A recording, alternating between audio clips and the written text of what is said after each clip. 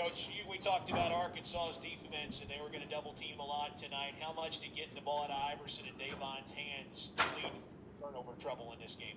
It really did, and was something that we worked on. And they obviously run it more often than we do, so it was problematic. I mean, we had turnovers that were spread all the way throughout the team, but we're not going to beat anybody in Division I with 26 turnovers. And we got off to a great start. We had them down 14-3. We had everything rolling for us. It really hurt us too to have Davon foul out and really not play as many minutes as we'd like him to play. They only played 17 minutes, and he was in foul trouble. That just hurt us. But I tried to play him in there as much as I could to get us back in the game. And we fell down in the second half by like 14, and it made a great comeback to get it within 7. Had a potential steal there that ended up going off of, they threw it, I think, at DJ's foot or somebody's foot. But again, the bottom line is they shot 35% from the field and won by 16 because of our turnovers and ability to, make some open shots too. They were coming off, they were just letting, some of our guys have open shots with no one guarding them and willing to let them shoot it. The other thing, just looking at numbers, was rebounding.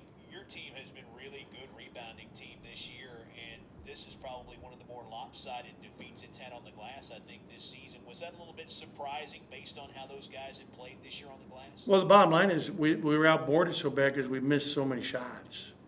So when we're missing that many shots, and you make 15 baskets out of 49 attempts, that's a lot of missed opportunities. That's where we were beat so bad. And they did hurt us on the offensive glass, no question. They had 8 in the first half and then got 7 more in the second half. But I think the biggest disparity was the fact that we missed so many shots, including foul shots. I mean, we're 10 for 18. That's missed. There's 8 shots for you right there. That's a lot of missed shots. Thank you. We'll start the media portion with Garrett. Garrett Hodge will lead us off. Just a reminder to queue your questions up in the chat. We'll have DJ Stewart for you guys immediately following Coach. Go ahead, Garrett. Hey, Ben. Your initial impressions, the 26 turnovers, do you think it was a case of maybe the guys trying to force it a little too much, or was there something else contributing to that?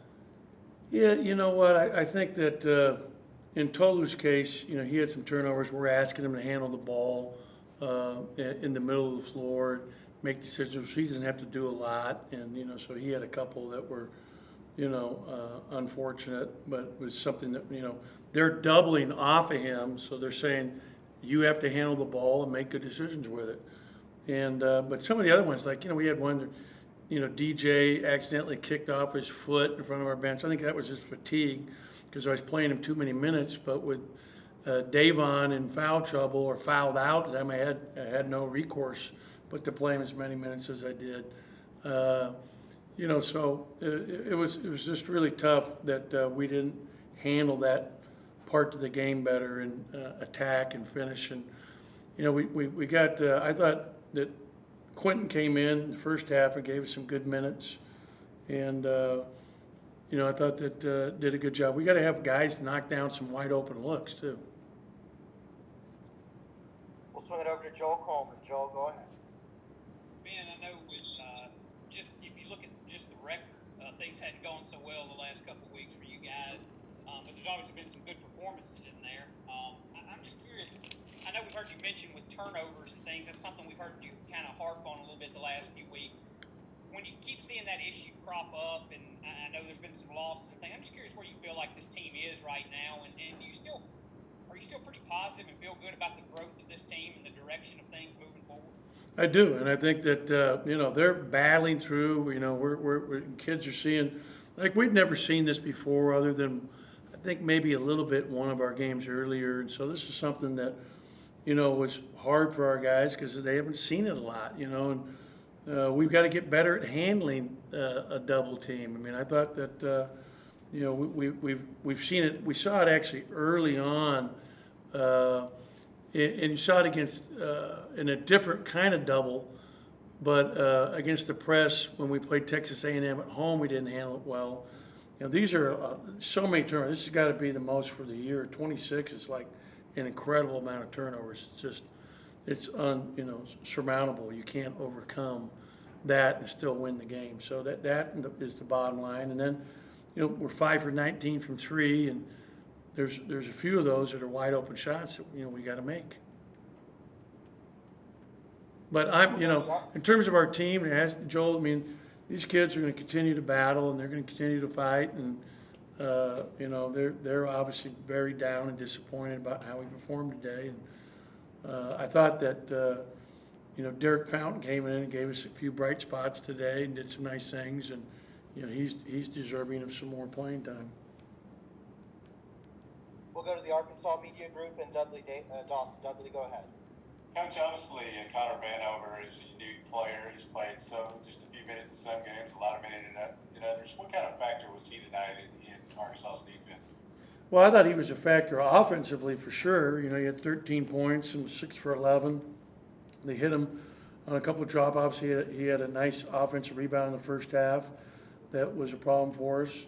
But his size, his length, he protects the rim really well with those long arms. I mean, he's got a 9'8" or 9'10". I think it's 9'10" standing reach.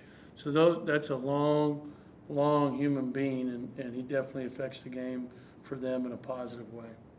DJ, it's a tough night as a leader on this team, and with another road game to come in this stretch of 4 straight SEC games on the road, what do you say to your teammates after a night like this? We got to have short-term memory. We got a game coming Saturday, so we just can't pout on this game. Just go back to the drawing board and learn from our mistake this game. Coach was telling us that the turnovers against that defense probably haven't seen a lot of this year, and one that may be hard to replicate in practice. What was the toughest thing that Arkansas did on the defensive end tonight that threw you guys out of rhythm? Just them, just containing Iverson and making us come on the ball and putting the ball in other players' hands, and we count on them to make those plays. I want to ask you one question about one of your teammates, Derek Fountain. You've watched him play now in back-to-back games, considerable minutes. Tonight, obviously, the most he's had in an SEC game. What do you think about the way he's playing, and what can he add to this team going forward? He can add versatility. He can stretch the floor for us. He's like a stretch four, and I see Derek in the gym all the time, put in the work, and he's paying off, and I'm proud of him. Thank you, DJ. We'll start the media portion with Garrett Hodge. Garrett, go ahead. DJ, I know you guys had a lot of turnovers on the offensive end, but you also forced 17 turnovers for Arkansas, but only scored 4 points off of those. How disappointing is it to have that opportunity defensively and come up a little short that way?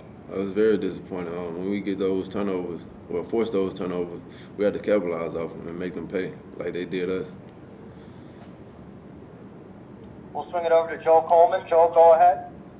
DJ, it may be too early to ask this question given it's just right after the game, but I was asking Coach Allen about just kind of the overall, mood of the team right now. I know that it's kind of been a tough stretch for you guys from a win-loss standpoint, but there's been some positives in there too.